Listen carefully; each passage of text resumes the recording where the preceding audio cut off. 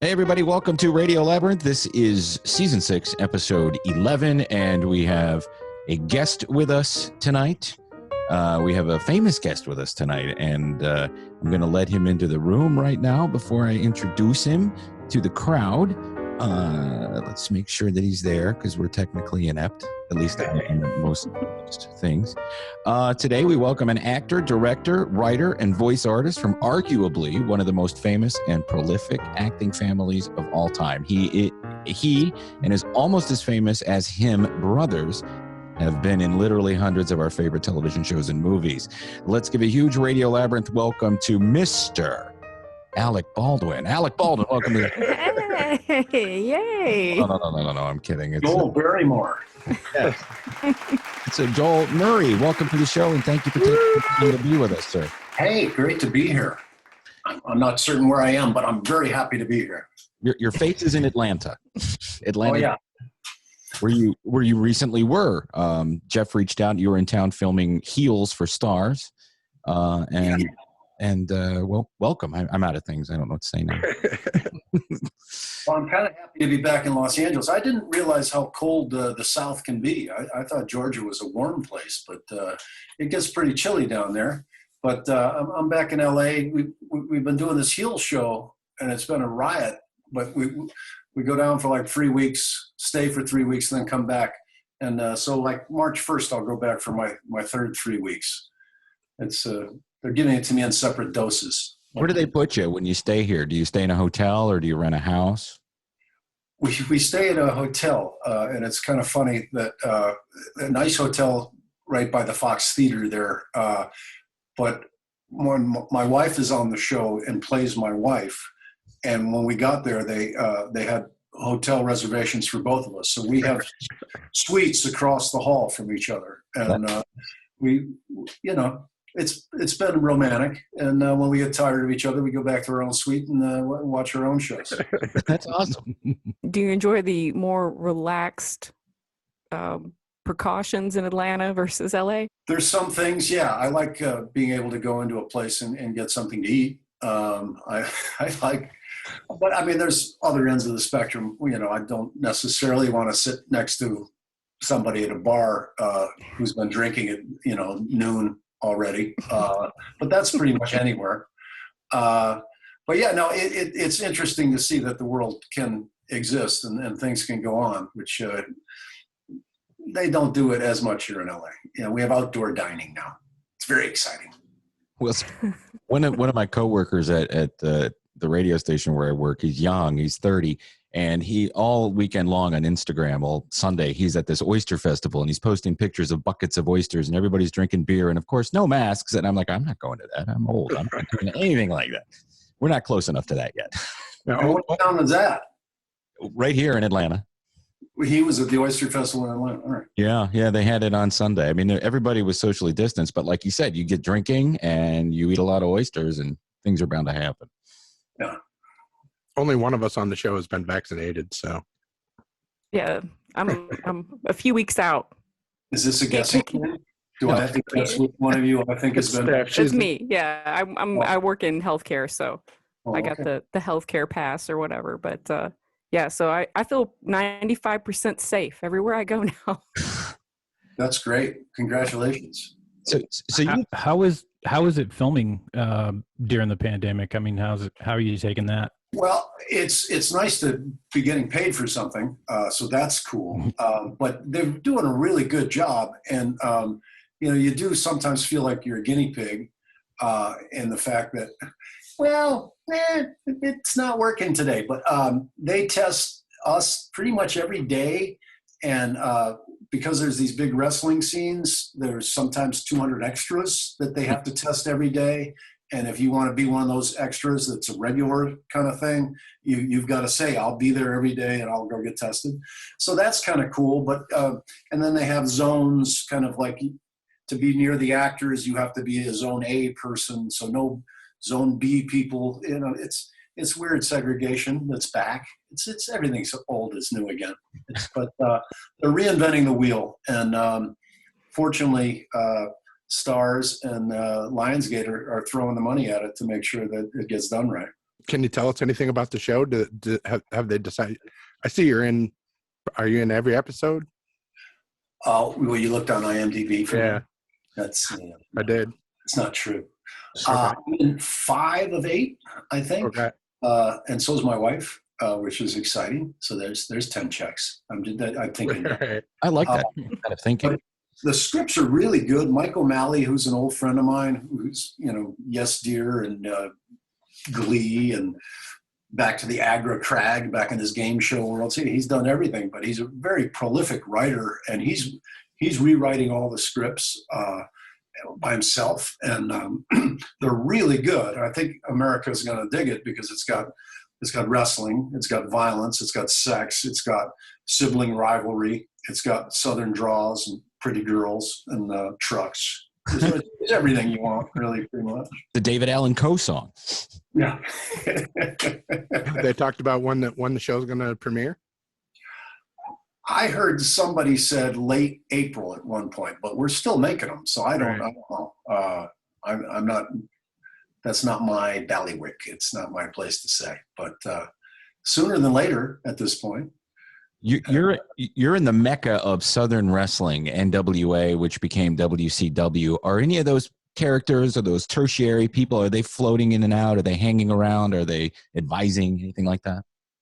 I'm not sure. I mean, and these guys work out all the time, and they work on their wrestling all the time. And I don't know who their instructors are. We did a scene the other day that CM Punk was one of the wrestlers, but he's more of a mixed martial arts guy, right? Yeah, but he's been in the WWE for a while. I don't follow it anymore, but I was, back in the 80s and 90s, I was a complete geek about it, I was a big wrestling fan back in Chicago, and we used to go. And my favorite weird thing about it was when a match would start and the lowest undercard would start, everybody in the first 15 rows would leave and go out and buy tickets for the next match. The really lame undercard that would start things off had no fans nearby. And, right. But then people get their tickets for the next one and they come back in. Let me silence that, maybe. How did I turn that off? Anyway, but I don't know about other people. There's interesting wrestlers like James Harrison, who was a Super Bowl linebacker for both Pittsburgh and the Patriots, is one of the wrestlers. And he was famous for being the strongest man in the NFL at one point. And he is just built like a house. And but he can do flips and shit. And they're going off the top turnbuckle, and they're doing all kinds of Superfly kind of moves. And to be first row, because we're sponsors of the show, it's really pretty good. Did you watch any of that Dark Side of the Ring series? No, it sounds I was dark. just wondering if that was any sort of inspiration for the show, like Jim Cornette and all those guys from back in the day, and Mouth of the South and all that. I loved Jimmy Hart. They're entertaining. But I'll have to look for that because I have the time. you said Superfly, and you remember Jimmy Superfly Snuka. Yeah. He was huge, and I was a manager at a Bob Evans restaurant in Pennsylvania one day. It was in Carlisle by the Turnpike, and so people would come in, famous once in a while, and he came in and sat at the bar, Jimmy Snuka, and he just chain smoked. He smoked while he ate, and I was like, "It's Jimmy Snuka sitting here chain smoking." So he goes, wrestles his match. The next day, he's got a cut on his face. I go, "How did you do?" And he goes, "Oh, they beat me pretty bad, brother. Can I get some more coffee?" I had the ability on Mad Men to smoke and eat in scenes, and they enjoyed that. But we got to meet George the Animal Steele years ago. Oh, wow. And, he had done Ed Wood with my brother Billy. And so we have a Caddyshack golf tournament down in St. Augustine every year. And Billy invited George the Animal Steele to come. And when he got there, my nieces and nephews just went apeshit over him because you're George the Animal Steele. And she had a crowd of my nieces and nephews who were all like 20 at that point, 21, 22, maybe drinking legally or illegally, I don't know. But they made such a big deal over him. He was so excited and had so much fun hanging out with the Murray spawn. But what a super nice guy. Turns out not an animal at all. And I'm from Detroit. And, you know, he's a Detroiter, so he was a big deal. He's all you'd expect. He's really cool. And a beautiful wife who was always at his side. And anyway, the animal. And you guys have that restaurant down there too, and there's one in Chicago now too, right? The Murray Brothers Caddyshack restaurant. Yeah, there's one in Rosemont right by the airport, and it's really good. If you've got a flight and you got to like drop off a rental car, you just drop it off, take a shuttle to the hotel that the restaurant's in, which I'm blanking on the name. But so I'll go like 4 hours early for my flight, and I'll hang out at the Caddyshack for a couple hours, eating and drinking for free before I go. Can't beat that. Yeah, you can't beat that. Well, What's your favorite thing? What's your favorite thing to eat at the Caddyshack? Oh, they do some good stuff. They have they've got really good ribs. They've got meat eater stuff. They've Chicago dog, which I'm a huge fan of, and Italian beef. But like they make these Brussels sprouts that are really spicy, that are fantastic. They do a lot of stuff. It's kind of comforting food. But growing up, my brother Andy was always a cook, and he runs the restaurant. And he faked his ID when he was like 14 to be a busboy, and then ended up being a cook after that. But he was always cooking. And one of my favorite things was to, fall asleep on the couch on purpose on a Saturday night and wait for him to come in about 2:30, 3 in the morning, and then get up and chat with him and talk him into maybe making something. And he would make, an omelet or something at 3 in the morning. And the moment he would take the plate out of the cabinet and the plate makes that noise of scraping on another plate, my mother would go, "Boys?" She would come out, and the three of us, and we would make 3 plates. You knew she was coming, but she'd come out, and we would have the best conversations at like 3 in the morning, 2 of us drunk, and one of us woken up. And one of my favorite things in the world. Anyway, but he's been cooking forever. You grew up in Chicago. I'm Chicago. I said it like I'm from there in a terrible way. You're from Chicago. You a Bears fan, right? I'm assuming. Exclusively. Good news today. Carson Wentz didn't go to the Bears. He did.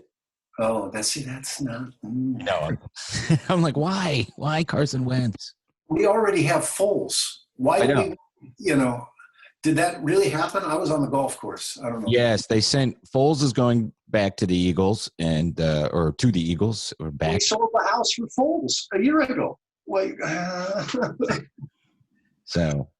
Oh, it's just the people in charge of the Chicago Bears are not interested in football. It's really a shame. I mean, Mrs. McCaskey, I don't know if she's 91 or what. She's old. She's not interested in football. The Pace, the general manager, apparently doesn't know anything about football. It's really tough, and it is the most popular game in Chicago. I mean, you got Cubs fans, Bears fans. I mean, Cubs fans, Sox fans, but everybody's a Bears fans, and we suffer through this whole damn thing. Speaking of Chicago, it's Chris Farley's birthday today. No, and we're glad to have you on to maybe celebrate that a little. And I know you share an apartment with him or shared a building with him when he was working at Tech and City? When the phone rings, both Huskies start howling. Chris and I had the only 2 apartments above the Mexican restaurant across the street from the Second City.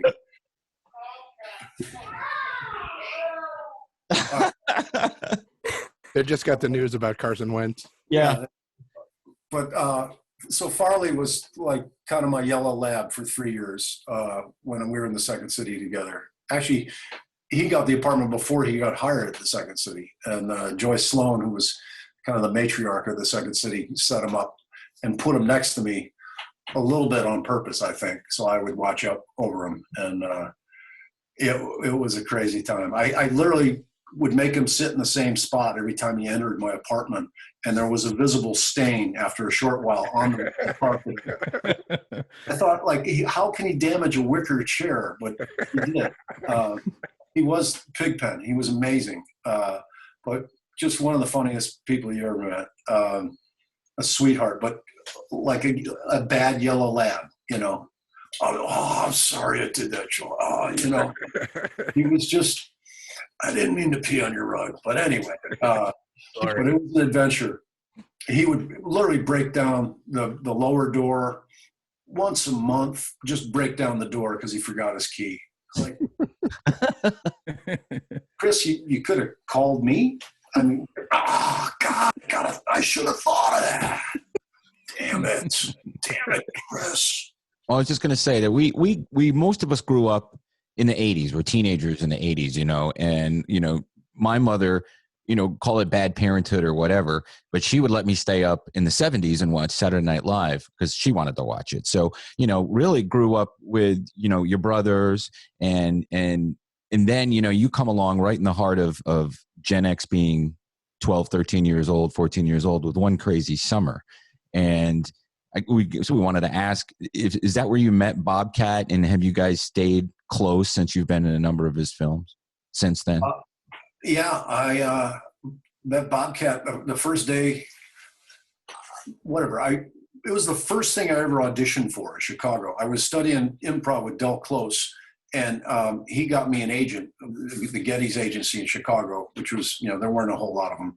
And I went on the first audition for him, and they're like, "You've got a callback on this thing you went on." And I'm like, "Well, that's great. Where's that?" "It's in Hyannis." Where the fuck's that? Near Berwyn? You know, I thought it was a Chicago suburb. So they flew me to Hyannis, and I read against Jeremy Piven to play Cusack's best friend. And Piven was Cusack's best friend. I'm like, why am I even doing this? But I got the part, and they said, "And you're going to stay now." And like, I brought an overnight bag. I got one pair of underwear. I'm here for 2 months. And so I stole all my clothes while I was there. But the first person I met when I got to the hotel was Bobcat. And he was making like 4-foot Estes rockets. And he was shooting them down this long hallway of the hotel out the open door. And I'm like, "I'm going to hang with you, buddy." He's always been a really good time. And one of the first things we did was, you got to meet Cusack. So we went to Cusack's room, and Cusack had like a loft, and he had a rental Jeep, and we just had regular hotel rooms. And we walk in, one of the first things Bobcat does, there's an American Express card on the counter, and he just writes down the numbers, and he hands it to me. I'm like, "What?" Later. And so we proceeded to order stuff for Cusack, all shoot long. Any K-Tel record or anything we saw on the TV, we would order it and have it sent to Cusack's hotel room, and we'd get done shooting for the day. And Cusack's like, "Oh, I guess everybody didn't get a package today, did they?" No, we didn't. So Bob and I kind of had the same kind of sick humor bond right away. But he's a sweet man. He just moved back to Illinois, in a part of Illinois where I like, really? In January? You're moving there? Well, he's from Syracuse. Close enough, right? Yeah, he's from Syracuse. So he's seen some bad weather. But yeah. I don't know.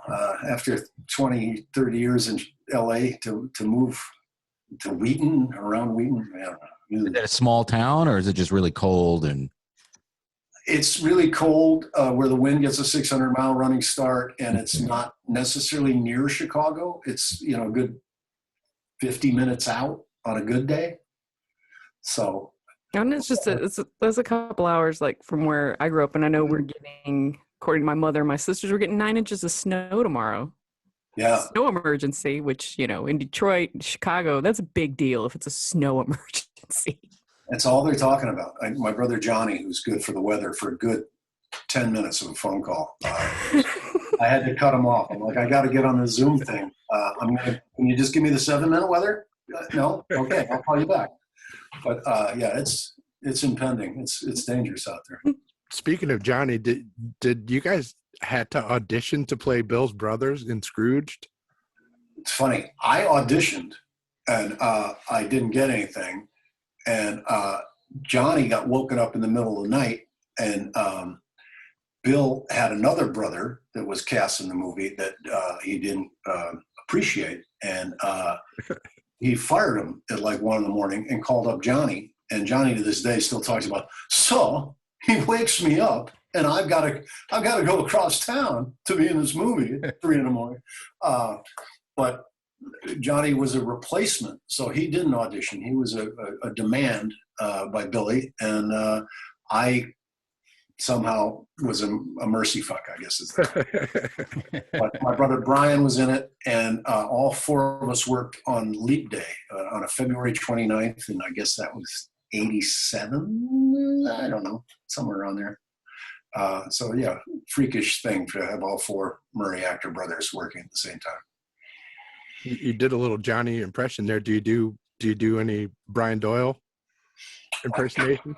Well, Brian just got the COVID shot. I don't know if you're familiar, but he's out in Kansas City, and I got a call from a friend that they were giving it out at a mega church. So I went. I told them I was a Methodist, and they stepped right in. They gave me one.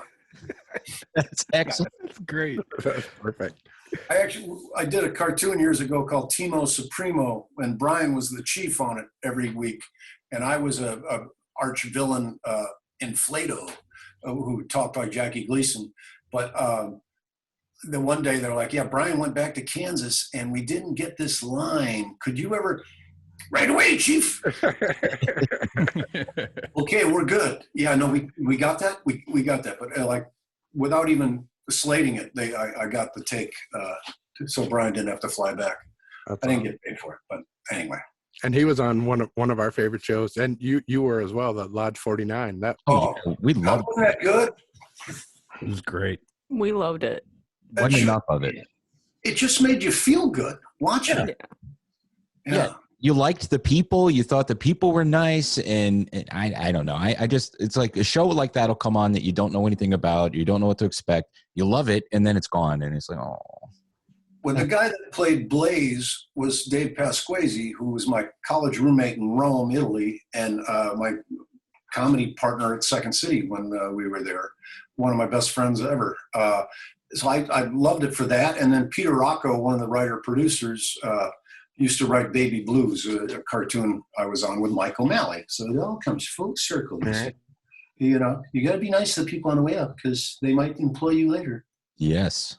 And that was shot here in Atlanta, and I think Bob brought you here for one of his episodes of Misfits and Monsters, I think. Yeah. Now you're back in town shooting heels. So There you was like coming to Atlanta? I like coming to Atlanta. Yeah. And Georgia, they take their tax out right away. So they know what they're doing. Yeah. But there was a day I was with Toby Haas, who was on Halt and Catch Fire. Pasquesi was on Lodge 49, and Bobcat and I. And I was, we were on Misfits and Monsters. But it was so funny that the 4 of us who used to, see each other in LA are having lunch at the same place in Atlanta. Where do you like to eat here? Does any place come to mind that you've been to more than once that you like? Well, I'm open to suggestions. We've been to the Ponce Market more than a few times, but and we did go to Mary Mac's Tea Room and had some soul food one time. That was pretty cool. There's an Italian place across from the hotel called Baronda, which means mayhem in Italian. That's okay. And they have both indoor and outdoor dining if you want to, depending on how safe you want to be. Indoor. We went to Henry's, which is kind of outdoor, had a patio. Yeah. We went to a really good Thai place and ate on the porch right in that same Midtown area. Forgot the name of that, but it's Thai on that first street off of Peachtree. Oh God, what is that? Non? It might have been Nam. Yeah, but when for a while, when you work in radio, you go through patches where you have a job and then you don't.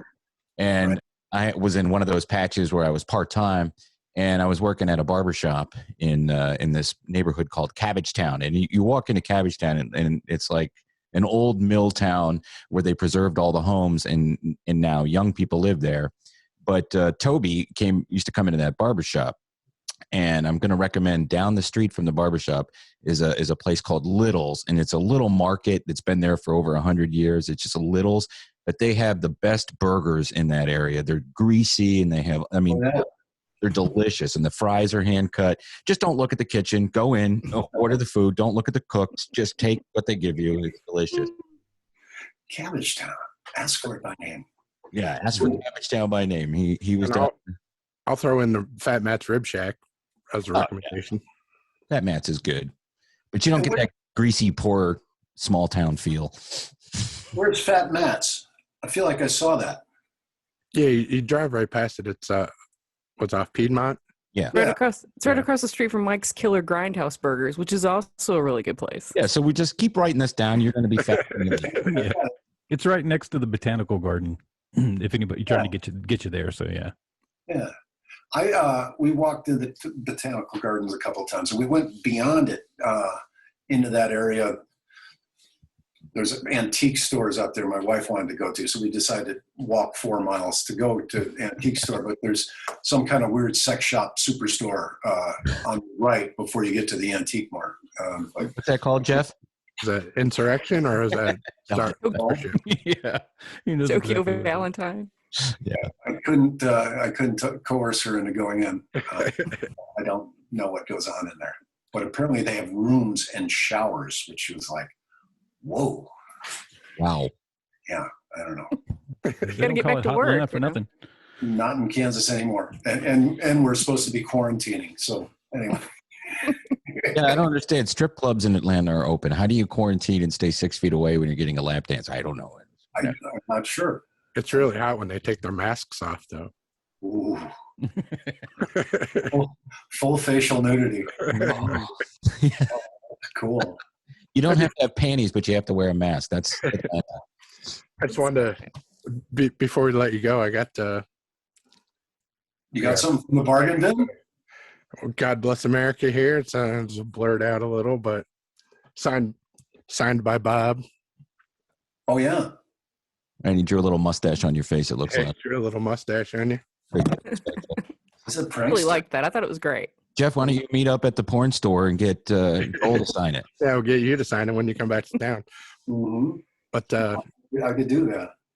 That was fun working on that. It's become a documentary now instead of a feature film. Before you go, you have to tell us about Freddie on Mad Men. I'm a huge Mad Men fan. Loved you on Mad Men. You were so great on that show. Steph wanted to play her zipper for your introduction. I actually played the zipper, and if you listen really closely, the notes are changing. And like we're getting set to do the scene, and the sound guy comes over and goes, "Yeah, let's just get some wild zipper in the stairwell." And I go, "Yeah, if I had a nickel for every time somebody's told me that." But I went in, and if you pulled the top of your zipper tight, it would make a higher note. And if you loosened it, so you pull your pants up, and it would be a higher note. But so I'm playing it, and the guy goes, "You're fucking playing the song." Well, yeah, I'm an actor, man. And he was like, "Well, hold on, let me." He said, "I was just getting some wild tone there." But so if you listen to the scene, I'm actually playing the song. It's not. Anyway, so Mad Men was just the best workplace ever. People would get done with work and say I had a scene with John Slattery at 9 a.m. We'd get done at noon, and Slattery would say, "Well, could I get you a glass of wine or something before you go?" Okay. So the next thing you know, you're having a glass of wine with Slattery, and the guy that went in at S6-Ep11 for his scene comes out, and oh, you guys are having some wine. Oh, you should try this. I got this, whatever, these beers. They're from Utah or whatever. They're from Utah, Oregon, whatever. Hey, do you want to play a quick game of Risk? The board game, the 3-hour board game. Yeah, we're gonna play Risk. But they had an outdoor patio between all the Leeds trailers, and they had this porch out there. But they would hang around when they got done with work for 6-7 hours, just hanging out with each other because everybody was that cool. It was just such a nice place to be. And as the seasons progressed and they threw more money at it, they just spent it all on food. And every day for lunch was steaks and lobster, and it just kept getting sushi chefs would come in, and it's wait, that's Nobu. That's you can't have a guy like that here. No, he's here because we've got a lot of money in the budget for food. But it was a great experience in the fact that Ham and I mean, a couple of them had just full-on Elizabeth Moss, full-on photographic memories. So you had to really show up with your A game. You had to know your shit and have it down, because they would look at a script for 1 second and they knew it. And so everybody was always ready to go, memorized, and it would go like that so we could get to drinking out on the porch. And the crew was probably the best crew I've ever worked with, and the whole set was like Lego, but I mean, everything could be taken apart. So if you're shooting this way and we're going to come around now, rather than taking 45 minutes, these guys would take screw guns, take this wall off, they would turn the camera on, put this wall on, and all of a sudden in 11 minutes, you'd be able to shoot the other direction, and it'd be lit already. And never seen stuff like that before. So when you were on a roll, you could continue on a roll, but and the words were really, really good. And when the words are that good, it makes everybody look really solid. Matt Weiner has, all respect. That guy, he covered every detail of the show, and he was a perfectionist, and it showed. Yeah, Mad Men and The Sopranos are the two big prestige television shows to come out sort of in the same era, a couple years apart. But both of those shows are really, to me, everything that came after them, there's been really good stuff. But you can go back. The Sopranos is excellent from start to finish if you're a fan. And Mad Men, the same. It's just great writing, great acting, good directing, everything just works. Well, Matt Weiner worked on The Sopranos too, and he worked under Chase, and supposedly, not to out anybody, the passing out and peeing your pants standing up, the functional alcoholic was Matt's boss on The Sopranos. So that's where that came from, that he just mid-conversation all of a sudden just pissed himself and then passed out. Wow. What do you... That happens. I don't know. Oh. What do you get recognized for the most? Is it Mad Men or Shameless or? I've always said it always depends on what I'm doing with my hair. My hair is long. I still get recognized for One Crazy Summer for some reason. If it's slicked back, you're like, yeah, Freddie Rumsfeld. But I don't get recognized that much, and I love that about my career. People feel like you look really familiar. Did we get really drunk in Arizona one time? I'm like, I think we might have. I don't know. So I don't have that career like my brother Bill, where he goes someplace, he's got to leave in 5 minutes. I can hang out, and I don't have that recognition problem. I for sure thought you'd be in prison by now. Right? Okay.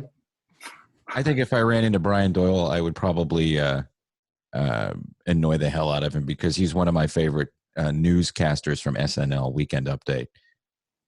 Well, there you go. He was the second, I guess. Third? No, yeah. Billy was second. Bill replaced Aykroyd. Chevy. Oh, did Aykroyd replace him? I don't know if Aykroyd. Yeah, then Aykroyd and Jane Curtin. Yeah, and You Ignorant Slut. Yeah, okay. And then in the 80s it was hit or miss, but Brian Doyle was funny as hell. I loved him doing it. And then that guy that married Julia Louis-Dreyfus, he was kind of funny too, but but he went into producing and stuff, I guess, after that. Yeah, his wife was a billionaire, so he was kind of okay. He was okay. Yeah, he's fine. I just want to know what it was like at your house when you guys were kids. Were your parents like really funny? I mean, were you guys just always? My grandfather was funny. My mother was funny in like an Edith Bunker kind of way. She you didn't know if she was trying to be funny or if she was just funny. And then my dad was kind of funny. And as we always say, he was a very slow eater. He was a diabetic. And we always ate dinner together. And the whole second half of the meal was trying to entertain Dad and try to literally get him to cough up food or pass milk through his mouth. And so 11 of us would be sitting at the table trying to entertain Dad every night. And you learned a bit about timing, and you didn't want to be too frequent or you'd be shut out. And it was a good place to grow up. And did you turn down a role in Caddyshack? Is that true? My brother Brian took me out one night, and he said they're not finding anybody for this spoiled rich kid. And Spalding? It was Spalding? Yeah, and he said, every kid you caddied for, a rich kid who wants everything and can't golf for the shit. And I'm captain of the football team, man. I'm going to play college ball. I'm not some goofball actor like you clowns. Look at that right there. Yeah. So I could have possibly been Spalding, but I showed no interest. Wow. Now I feel like Dustin hasn't had a chance to ask only one question. I'll let you ask one. Go ahead, Dustin. I feel like I don't want you to be mad. No, I'm watching, enjoying. Listen, now you have done some. Did you make all that stuff behind you? Yeah, it's all mine. You in all those films? Everyone, yeah, a bit part. I'm an extra in each one.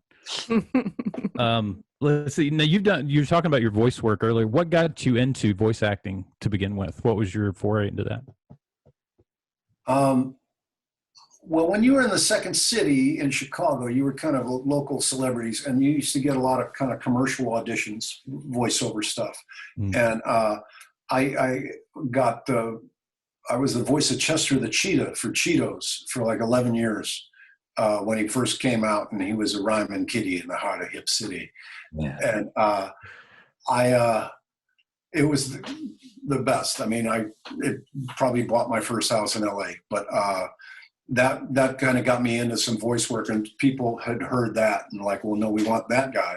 But my favorite story about that was I was going to the audition, and it got down to a couple of us, and it was Dan Castellaneta and I, and he's the voice of Homer Simpson. And I had my mom's car, Chrysler LeBaron, very nice vehicle, brand new at the time. So it got down to the two of us, and they said, all right, well, we'll let you know, kind of thing. And I went in, read one more time, and they're like, all right, we'll see you tomorrow. And so I went out, and I'm like, hey, Dan, you want to ride? I got a car. And he's like, well, yeah, this would be great. I'm like, I got a car, because I never had a car. And so I'm driving him home, and I'm like, I kind of think they told me I got it. And he goes, well, I'm going to go to LA. I'm going to do this thing on the Tracy Ullman show. And so I was going to go out there anyway. So, well, congrats, I guess. The thing on the Tracy Ullman show is still running. Right. Yeah. I think he won the lotto on that one. And I love it.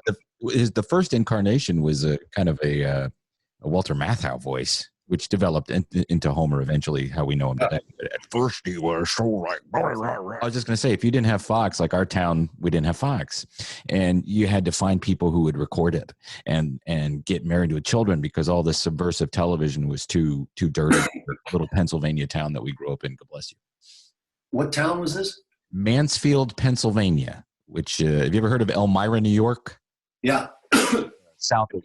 It's north of Williamsport. Oh, okay. It's about a half hour north of Williamsport, where your brother partially owned the Bills Oh, he owned that team? Yeah, he was a partial owner for the baseball team there, the AAA team. He's done well with the minor league baseball. Yeah. Was it the St. Paul Saints just got bought by one of the major league teams? And hey, Bill made more money today. Joel, man, I appreciate you taking the time to speak with us, all the way here in Atlanta. And we hope that when you come back to town that you try some of those restaurants that we recommended. And again, can't appreciate it more than Matt's. Pretty I've been doing Noom. I'm down like 20 pounds. I'm willing to get back to the cheeseburgers. You have to celebrate Carson Wentz tonight. Hey, look, I'll show you my hat. Get the dogs hauling. Well, I was rooting for the Bills. I wanted the Bills in the Super Bowl. I was rooting for them big time. I'm sorry.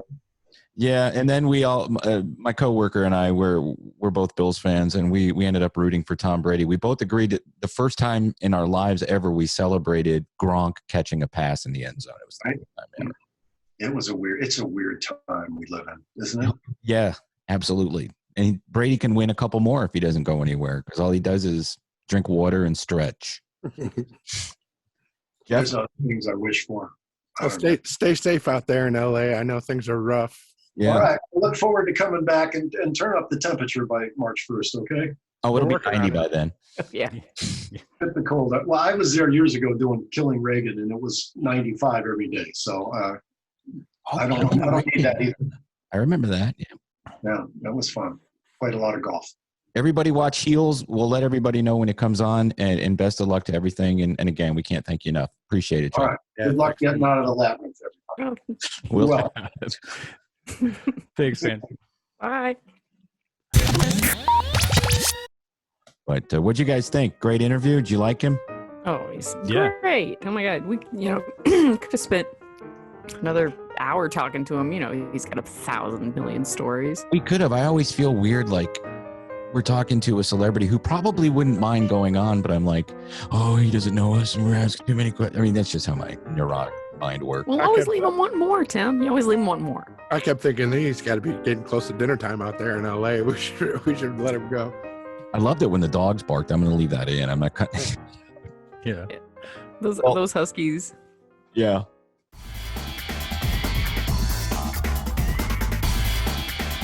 All right, I'll go first. And no spoilers on WandaVision because I haven't been able to get to it yet. But I actually expanded my TV watching with The Expanse. I am on episode 6, season 5. I'm almost done. I know what happens at the end to one character, and that bums me out because he's one of my favorites. But nothing can be done about that. Wasted 4 hours of our lives watching Crime Scene: The Vanishing at the Cecil Hotel. And more fun than watching that show was looking at the people online who happen to agree with these stupid people who have the title Internet Sleuth or YouTuber. Those people are the most laughable and ridiculous people on earth. They're like the Britney Spears, Free Britney people. They caught that "Don't fuck with cats" guy though. That's the only one. And everybody else is nuts. But I can see where they got the idea of the conspiracy maybe from the video and everything, but that show stretched it out. And then people are insulting the lady that works there. Hey, people need a job. She looks weird. What do you mean she looks weird? She's probably 50 or 45 years old. Huh? Cecil Baskin's lady killed her. Well, that's what pisses me off.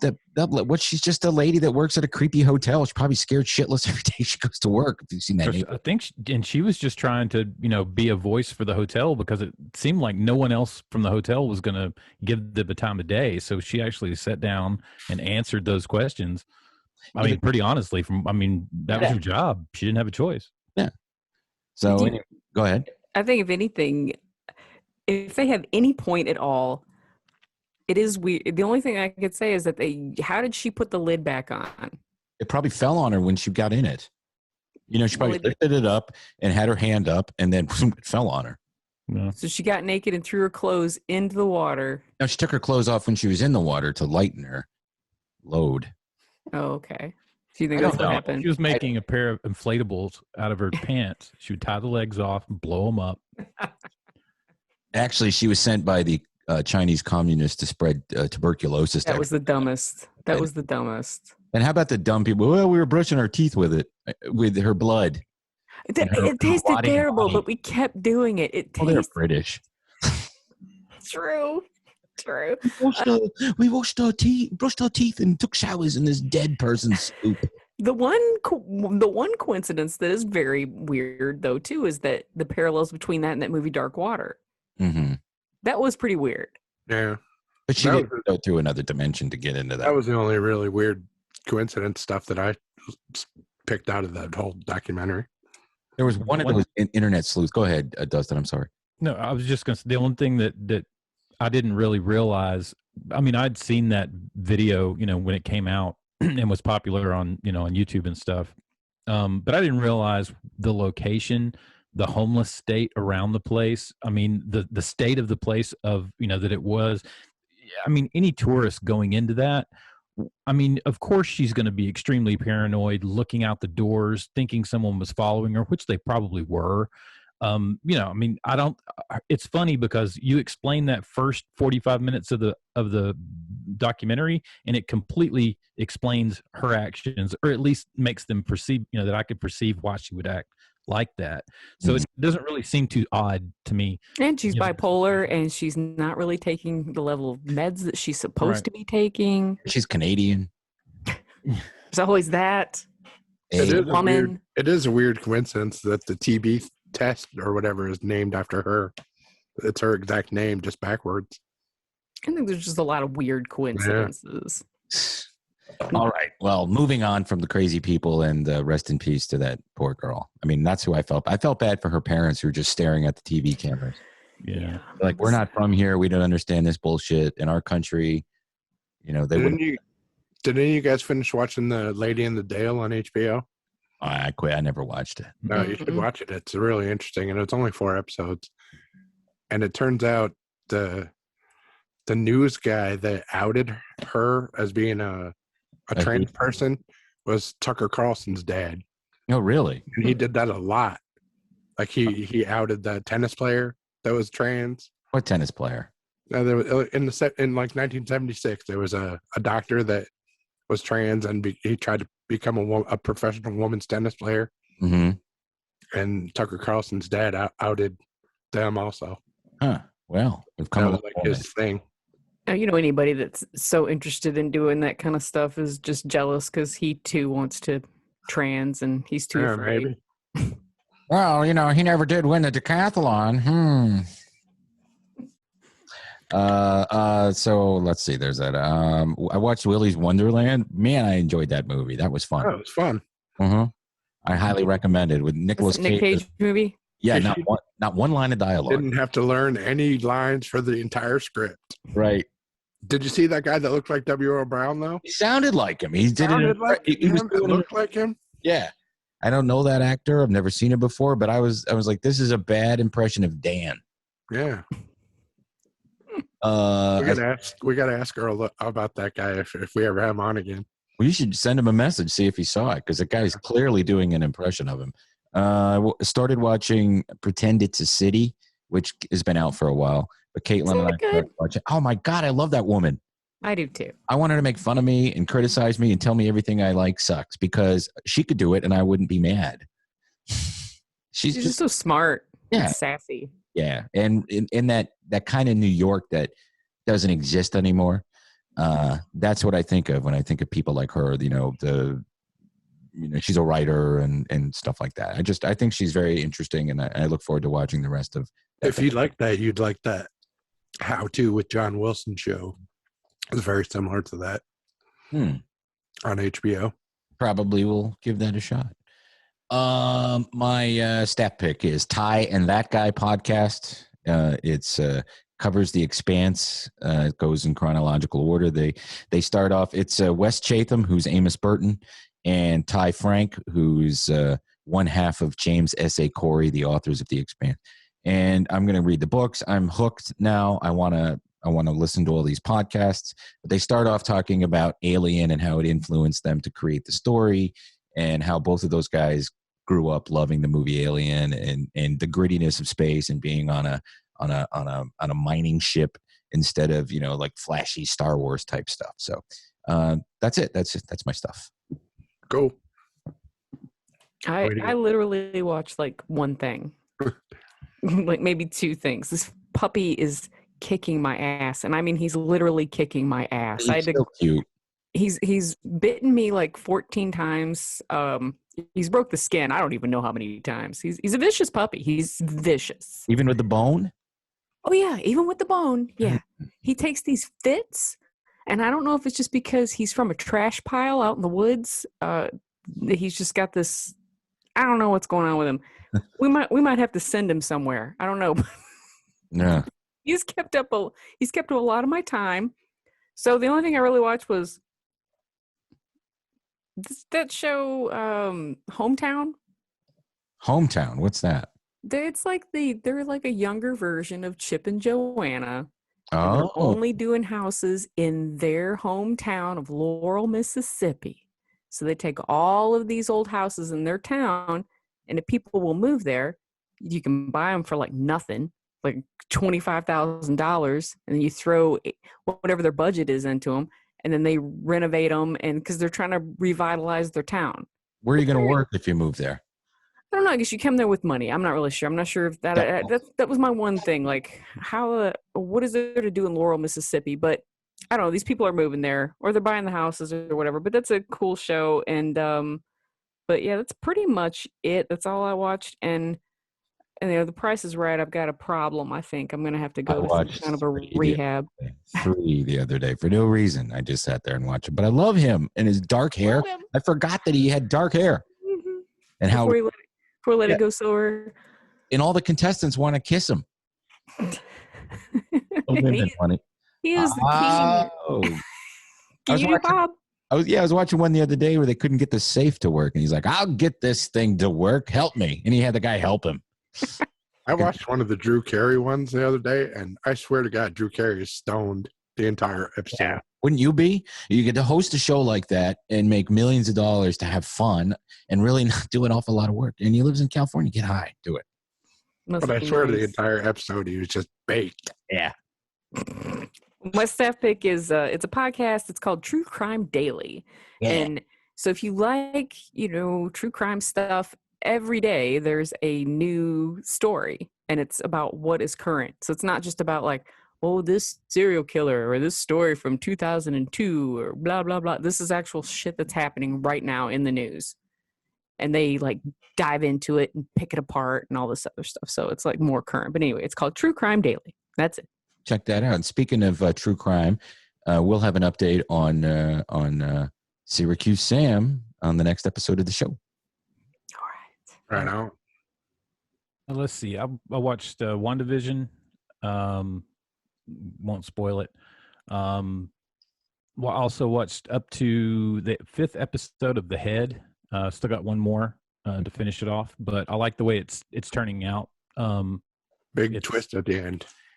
Okay, yeah, it's got to be. I mean, you can see it coming. It's telegraphing real hard, but I'm really enjoying it. So we can talk about it next week. Also, we finished The Stand. Yeah, I did too. I was very disappointed. Yeah, me too. I mean, are you going to watch it, Tim, or do you? The Stand? Yeah. No. Okay. Are you going to watch it, Steph? No, no. Okay. Well, hell no. The ending of it, they took out a section. They took out the entire Stu and Tom storyline at the end.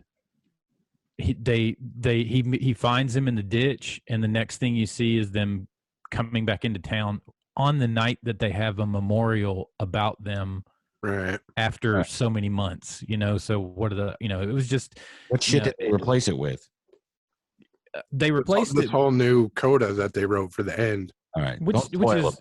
These people haven't seen it. Yeah. I mean, as far as the end, they really didn't change the end of the story, but the coda, from the point of everything being back in Colorado to the end of the story for the group, there's a new kind of, a new thing that happens that kind of explains, it kind of spoon feeds the meaning of the story to the audience, which I thought was a little heavy handed as far as they reiterated that, be true and stand a little too much. And they but blame the ending, but the ending was good. I mean, the ending was like the book. So I mean, and that was the one scene that I wanted to see, was that very last scene, and it was exactly how I imagined it. That was the best part that Flag did in the entire movie. Yeah, I mean, I thought so he too. was he was only Flag at that point, but so everything else was phoned in. But also, I watched the Vanishing at the Cecil Hotel. It was okay. My staff pick is Finders Keepers. Now, this is a 2015 documentary on Hulu, and I don't know if have you guys seen it? Oh, okay. It's about a man who basically buys a lot of kind of like somebody's stuff, like you'd buy from a storage unit, and with it he gets a grill, like a smoker, and in this smoker is a human leg. And does he eat come it? to find out, It's Army Hammer storage unit. Yeah, it's Army Hammer storage unit.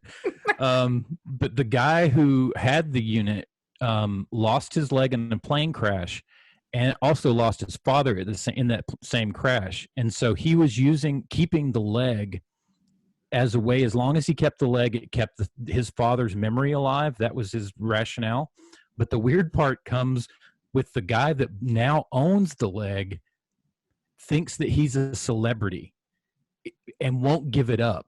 He won't give the guy's leg back because this is my 15 minutes of fame. There's people that know my name in California.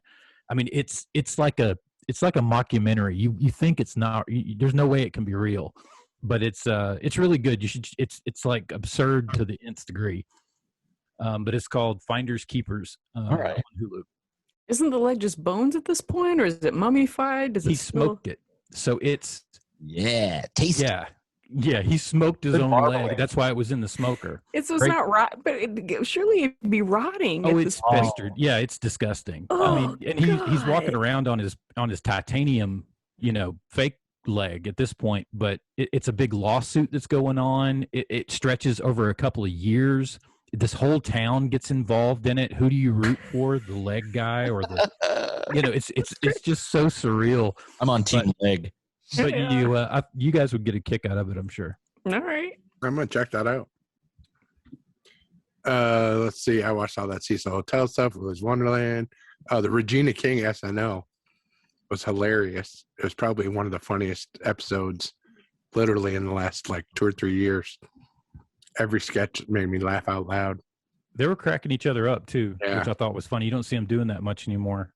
But like the signs when they were pulling out the wine lady sign, the kitchen signs. Yeah, those are funny. Those are hilarious. Let's see. I watched Barb and Star go to Vista Del Mar. That was not what I was expecting, but it was entertaining. That's that Kristen Wiig new movie that's out on video on demand. Listened to Dave Grohl on Conan O'Brien Needs a Friend. That was really good. I'm listening to Jodie Foster on What the Fuck currently. Is that good? Halfway through that, yeah. That one came out today. And my stat pick is going to be Keenan. His sitcom's finally hitting the air this week on NBC. Cool. I like Keenan. I'm sure that'll be a good show. Chris Redd and Don Johnson. I'm going to check it out. I imagine it'll be pretty funny. Don Johnson from Miami Vice? Yeah. Okay. He's his father-in-law, right? Yeah. And it's supposed to be set here in Atlanta where he's like an Atlanta news guy. Okay. Yeah. Well, I'll check that out. I love Keenan, so I think. Yeah, I do too. All right. Well, thank you, everybody. Before we get to the dogs and wrap up, I want to apologize to Joel Murray for breaking the news about Carson Wentz. So let's talk about the doggies. Well, as I'm always promoting my rescue, barkvilledogrescue.org. If you are in the market for a new furry friend, or if you'd like to help us, if you'd like to foster or donate, most of the dogs are not criminally insane like the puppy that I have. Hey, he has problems. Every once in a while you get one that's a little psychotic, but I feel like he's going to be okay. I think a lot of his problem is he's just itchy. So I Maybe we slathered need to him in hire- coconut oil tonight. Maybe you need to hire Furio to pay him a visit. Got the bee on your hat. He's living up to Tommy Frigganato. I mean, he's living up to the name. He's like the Pesci character. You know, Don't pitch to me. Sorry, go ahead. exactly. Yeah. These two suck each other's cocks. So basically, you know, if you want to help us out, we'd love to have you as a foster. We'll take your money. We will, you know, anything you want. If you want to adopt a dog, barkfelldogrescue.org. Or if, you know, there's always GwinnettGelDogs.org too. Don't forget about them. If you can't find anybody from us, check them out. Awesome. Well, That's thank you very much. And thanks again to Joel Murray. We will be back on Saturday with our weekend show. Hope everybody's enjoying the split. Certainly makes it easier to listen to, or you could, you know, combine both of them and listen at the same time. However the fuck you want to do it, doesn't matter. Just enjoy the show. Share it with your friends. Follow us on social media. All that stuff is down in the show notes. Thank you, Dustin. Thank you, Jeff. Thank you, Steph. Until later this week, keep it Keep it canon. canon.